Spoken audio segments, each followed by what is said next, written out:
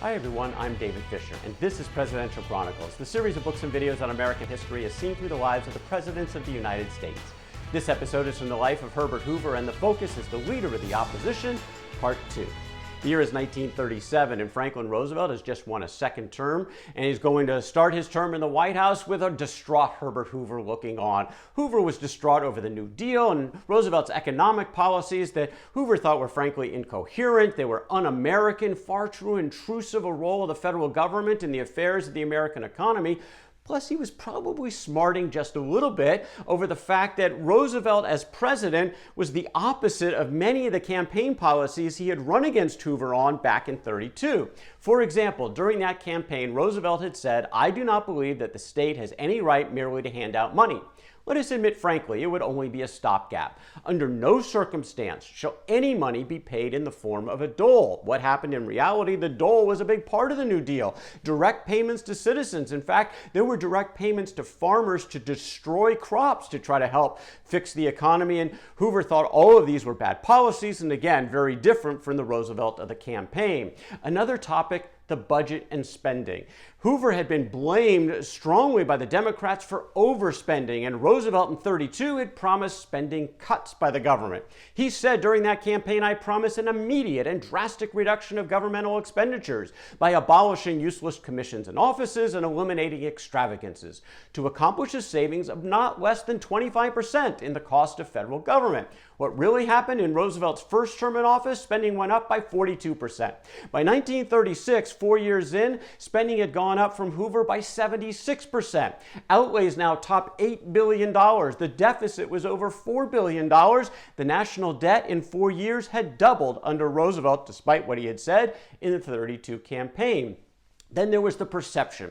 Hoover had been pilloried by the Democrats for excessive optimism during his term in office. He was quoted as saying, "Prosperity is right around the corner," even though he had never said that. It was actually part of a popular song at the time, but it was associated with Herbert Hoover. What about Roosevelt? Well, Roosevelt had a theme song, "Happy Days Are Here Again." He was all about optimism. And what did he say during that first term? Well, the unemployment continued and the depression continued. Roosevelt said in 1934, "Now we are definitely in the process of recovery." September of '35, prosperity is coming back. October of '35, "I tell you and you will agree that we are around the corner." Later that month, prosperity is back with us again, and believe me, it is going to stay. That's a lot of optimism, but even though the facts weren't really supporting. Who was pointing out those facts? Well, it was Herbert Hoover when it came to the election of 1940, where Hoover really wanted to run against FDR. He would not get that chance, but he would have a chance to speak at the Republican convention and try to set the record straight. According to Hoover at that convention, the most solemn government obligations have been repudiated. The nation is faced with the greatest debt ever known to our country. The currency has been rendered uncertain. The government has been centralized under an enormous bureaucracy in Washington, which has dictated and limited the production of our industries. Citizens have been coerced, threatened, and penalized for offenses unknown to all of our concepts of liberty. That was the message from Hoover, but Hoover wasn't going to get the chance to run because he was still very unpopular. In fact, FDR and the Democrats continued to hammer Hoover 8 years after the fact that they had last run against him. In this campaign in 1940, Roosevelt said, back in '32, these leaders were willing to let workers starve if they could not get a job. Back in 1932, they were not willing to guarantee collective bargaining. Back in 1932, they met the demands of unemployed veterans with troops and tanks, continuing to hit the Democrats, or rather the Republicans, by focusing on the days of Herbert Hoover. Well, the election would come down to another landslide that Roosevelt would win, but it is worth spending a moment to think about what had happened in the 8 years of Franklin Roosevelt versus the 4 years of Herbert Hoover when it came to the economy. Now, during those 8 years for Roosevelt, despite a lot of deficit spending, the debt was soaring, unemployment, that was really the key measure, and it did finally improve in 1937. Down to about 14%. But at that point, Roosevelt cut some of the federal spending. And what happened? There was an immediate surge in unemployment back to 19%. This is in 1938. So 6 years into the Roosevelt administration, and unemployment was still holding at 19%, in part because the private sector economy was completely stagnant. All of the benefits to unemployment were all based on government jobs. And when Roosevelt started to pare back some of those government jobs, what happened? Unemployment went back way up. Now do some comparisons here. Now, Hoover really had about 3 years of the Depression during his term in office. And if you look at unemployment on average in the last 3 years he was in office, 16.1% for Herbert Hoover. The first 3 years of Roosevelt in office, unemployment 22%. The last 3 years of the second term, and so the years 6, 7, and 8 for Roosevelt, what was unemployment in the country? 16.9%, more than the last 3 years of Herbert Hoover. In fact, the best consecutive 3-year run for unemployment under FDR during these two terms, unemployment was 16.7%. Again, all worse than the last 3 years of Herbert Hoover. But it didn't matter in the end. The perception was Hoover was bad, the Republicans are bad, besides there was a war starting in Europe, the country wasn't going to make a change in 1940, and Franklin Roosevelt whipped Wendell Willkie at the polls 449 to 82 in the Electoral College. He won 38 states, Willkie won only 10. Now, war was underway in Europe, and Hoover had actually taken a trip to Europe a couple of years before. In 1938, he was receiving a medal in Belgium from the King Albert, for his services during World War I, and being in Europe, he decided to travel, and he actually visited with 22 kings and prime ministers, presidents across the continent. And when he was in Germany, he actually got a surprise invitation from the Chancellor, Adolf Hitler. Now, Hoover didn't want to meet with Hitler. Very controversial at the time, already sort of rallying his nationalistic Nazi party within the country, and Hoover was going to decline. But the ambassador from the United States, Hugh Wilson, actually convinced Hoover to take the meeting. Wilson had yet to be able to get a meeting with Hitler, and he thought this would be good for the country, and so Hoover agreed. I'll sit with him for 20 minutes. It went for 75 minutes, and he saw Adolf Hitler on full display. According to Hoover, Hitler had trigger spots in his mind, which when touched, set him off like a man in furious anger. What were the 3 biggest trigger spots that Hoover noted? Democracy, communism, and Jews. The following week, Hitler invaded Austria, then he took the Sudetenland, then he signed a non-aggression pact with Russia. Almost immediately after that, Russia and Germany both invaded Poland. Britain and France declared war. World War II was underway. Now, for the only time for Franklin Roosevelt's administration, they actually reached out indirectly to Herbert Hoover for some potential help. This was again about relief, food relief potentially in Europe. While the U.S. is not in the war, perhaps this is a role to play, and nobody could play it better perhaps than Herbert Hoover. Roosevelt sent a couple of emissaries, Myron Taylor and eventually Norman Davis. Davis now is the chair of the American Red Cross, which had often partnered with Hoover on charitable activities in the past, trying to convince Hoover to re-engage. And Hoover was very reluctant. He didn't trust Roosevelt or the Roosevelt administration. He was recommending to Davis that the Red Cross can do this. They didn't need him, but when the Red Cross met, they met for about 4 hours, and they said, you know what? We're not set up for this. We can't take on this mission. So frankly, the entire plan went nowhere.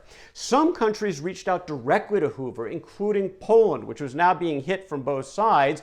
And Hoover agreed to establish the Commission for Polish Relief. And he called a bunch of his former members of the CRB, the folks who had helped feed Belgium during World War I, and they got this nonprofit private organization up, but they were immediately stymied basically by the new prime minister in Britain, Winston Churchill, who had never been in favor of Hoover's policies of going through the British blockade to feed the enemy combatants, and he wasn't going to bend now that he was prime minister. Nothing was getting through his blockade, and Franklin Roosevelt sided with Churchill, so pretty much relief from the United States was going to be nearly impossible to get to some of those countries in Eastern Europe. 1940 and 41, Hoover was pretty aggressive in speaking out against the war in terms of the United States potentially getting involved, but he did take time out to talk about war for a moment in 1941 when he dedicated the construction and completion of the Hoover Tower on Stanford University. That tower becoming the home of the Hoover Institute on War, Revolution, and Peace, based on all those artifacts that he had captured during World War I that we had talked about in a previous episode. At this dedication ceremony, Hoover said, "The purpose of this institution is to promote peace. Its records stand as a challenge to those who promote war. They should attract those who search for peace. I therefore dedicate this building to these purposes." Good for the future, but what about the present? Millions are dying in combat.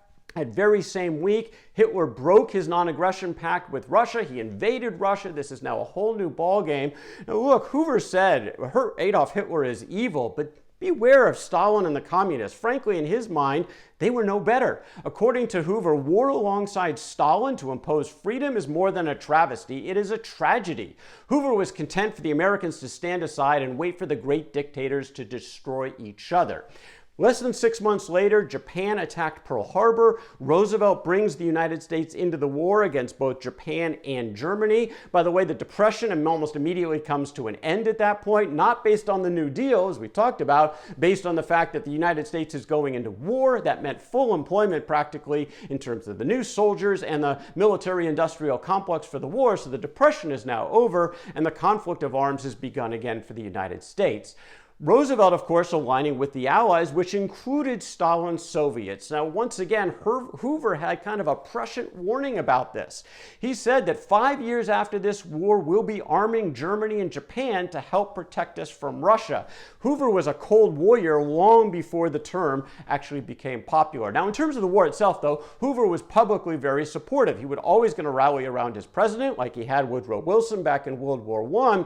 Would there be a role for him? And he was interested in a role. He certainly wanted to help if there was a role that could be had, but there was no interest from Roosevelt at this point. In fact, he was being approached by Bernard Baruch, one of his supporters, in terms of, well, let's get Hoover involved in this, maybe again the food role. And Roosevelt turned to him and said, look, well, I'm not Jesus Christ. I'm not going to raise him from the dead. There was bitterness on both sides between Herbert Hoover and Franklin Roosevelt. So Hoover is a little bit distraught. Again, he doesn't really have a role in any of this. He's really nervous about the fact that the Americans are siding with the communists in this war, but again, there's not much he can do. But he did start writing again. He published a book called The Problems of Lasting Peace, and he wrote it with a diplomat by the name of Hugh Gibson.